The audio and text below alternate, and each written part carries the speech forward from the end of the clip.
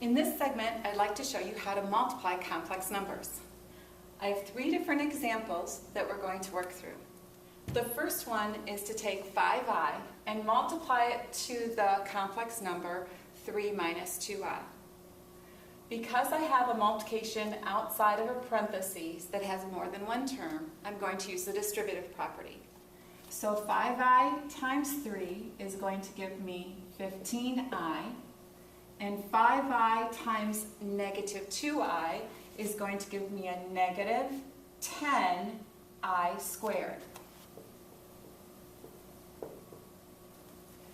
Now, when I'm multiplying out my complex numbers and getting ready to write my complex number in its simplest form, I don't want any powers higher than 1 on my i's, and I want to write the real part first and the imaginary part second. So here, this isn't simplified yet because I have an I squared in my expression. So I'll keep my 15i minus 10 times. From the earlier segment, we saw that I squared's simplification is negative 1. So we'll take out the I squared and put in a negative 1, and it's attached by time, so you want to make sure you show that attachment by multiplication. So this gives me 15i, and then negative 10 times negative 1 is plus 10. And I want to write the term that doesn't have the I in it first, and the term that does have the I in it second. That's what they mean by writing your answer in A plus BI form. So we'll write our final form as 10 plus 15i. Now let's look at the next problem. Here I have a complex number multiplied to a complex number, and it's not necessarily just that the parentheses are there, it's because the operation between the parentheses isn't showing, so we know that that's multiplication. So I have more than one term times more than one term. We're going to have to use FOIL in order to multiply this one out. So we have 2 times 5 is 10, and then 2 times I is plus 2i. Negative 3i times 5 is a negative 15i, and negative 3i times I is minus 3i squared. Next, we're going to do 2 things in this step. We're going to combine our like terms, and we're going to remember that we can't leave I squared in our final simplified form, so we're going to replace our I squared with negative 1.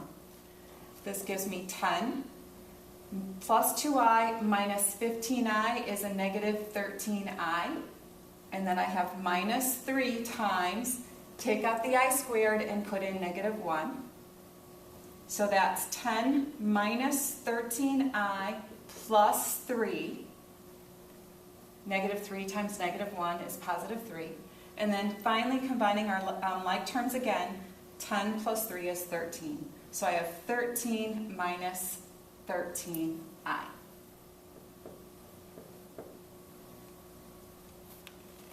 And now for our last example for this segment. What if we're asked to take a complex number and raise it to the second power?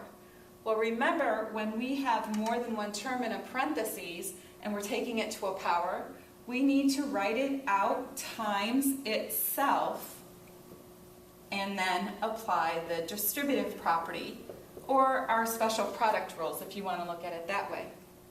So here we're going to do the distributive property. We have 5 times 5 is 25. 5 times negative 3i is a negative 15i.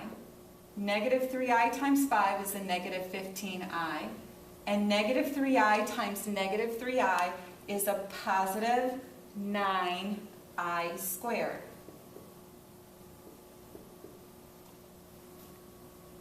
Simplifying like terms and making the replacement for I squared, I have 25 minus 30i plus 9 times negative 1.